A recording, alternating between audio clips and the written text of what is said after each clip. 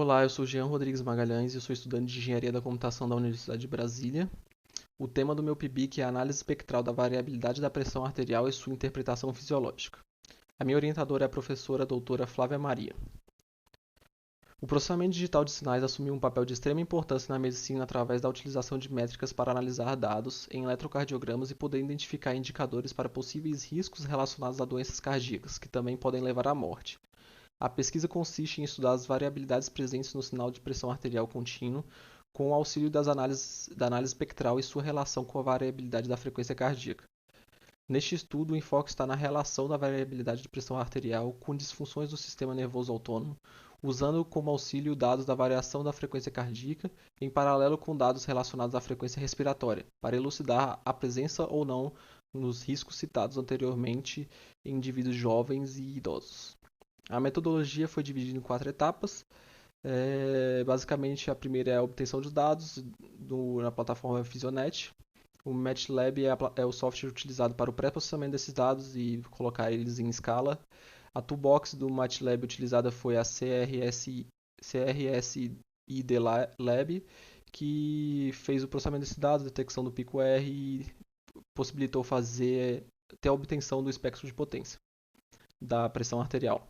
A plataforma Physionet disponibiliza a base de dados Fantasia, que consiste num filme na exibição, na coleta de dados de grupos diferentes de pacientes de idades diferentes, um grupo de pacientes jovens e outro grupo de pacientes idosos, assistindo ao filme Fantasia da Disney de 1940, e esses sinais a exibição durou aproximadamente 120 minutos. E os dados coletados nessa base de dados, a gente tem o eletrocardiograma, os sinais de frequência respiratória e os dados de pressão arterial.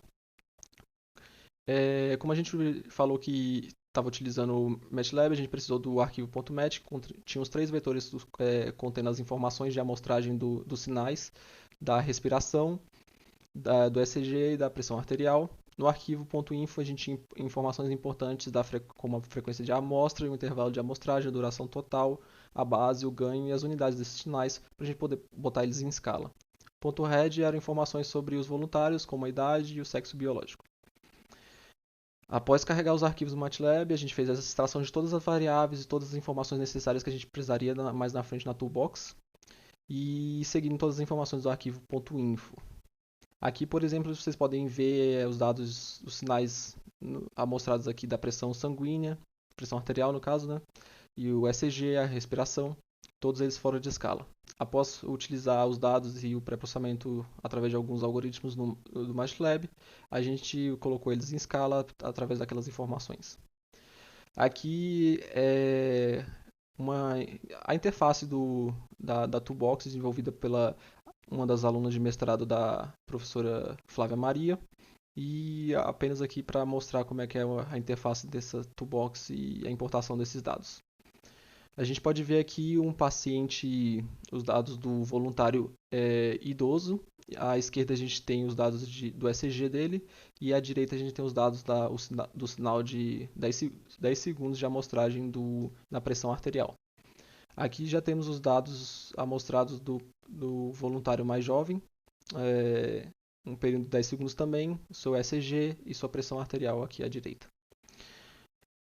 Para poder fazer o mapeamento desses dados, a gente utilizou o algoritmo lento de detecção da série de intervalos entre picos R consecutivos, RRI, e após a gente rodar esse algoritmo para fazer essa detecção, foi feita a marcação manual de batimentos ectópicos para que a gente pudesse fazer a relação,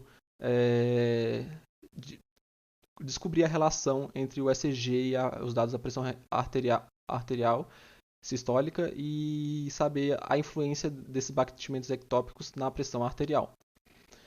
Depois disso, a gente fez a obtenção do espectro de potência, a determinação do espectro de potência, e aqui à esquerda a gente tem do paciente idoso e à direita a gente tem do paciente mais jovem. A gente tem dados de baixa frequência, a unidade de baixa frequência muito, muito próximo, parecidos, mas a gente obteve um dado um pouco discrepante nesse valor em altas frequências. E o que gerou a relação entre baixas e altas frequências é uma relação bastante discrepante entre os dois pacientes. Os resultados que a gente, depois de fazer a detecção dos picos R, a gente percebeu que o voluntário jovem tinha uma grande quantidade de batimentos ectópicos e foi constatado que esse comportamento não se repetia no paciente idoso. Então, a gente percebeu que esse comportamento de batimentos ectópicos nos jovens seguia um padrão específico, parecido em todo o intervalo de 5 minutos que foi amostrado, e foi possível verificar que isso refletiu diretamente na pressão arterial, provocando uma maior duração no ciclo de pressão arterial sistólica e, por consequência, uma estimativa atípica da potência no espectro de potência desse sinal. Aqui a gente pode ver que toda vez que a gente teve esses batimentos ectópicos, a gente só tem aqui 10 segundos daqueles 5 minutos informados, mas toda vez que a gente tinha uma alteração no ECG, gerava esses batimentos ectópicos, essa alteração refletia diretamente aqui na pressão arterial, prolongando o ciclo de pressão arterial desse voluntário. A conclusão do estudo é que, dado o exposto, foi possível evidenciar que a diferença de idade pode ser um fator de disparidade na magnitude de altas frequências e baixas frequências nos casos estudados. Um aspecto importante a ser ressaltado é o comportamento atípico de batimentos ectópicos no voluntário jovem, verificando uma correlação direta na variação de sua pressão arterial, como mostrado no slide anterior. A hipótese levantada é de que o indivíduo possa ser portador de alguma cardiopatia e até então não apresentou sintomas para que houvesse diagnóstico clínico. Quanto ao idoso, não foi possível verificar qualquer tipo de anormalidade que sugerisse algum tipo de doença cardiovascular, pressão alta ou arritmia cardíaca causada pelo envelhecimento. Então, essa é a minha apresentação e obrigado pela atenção.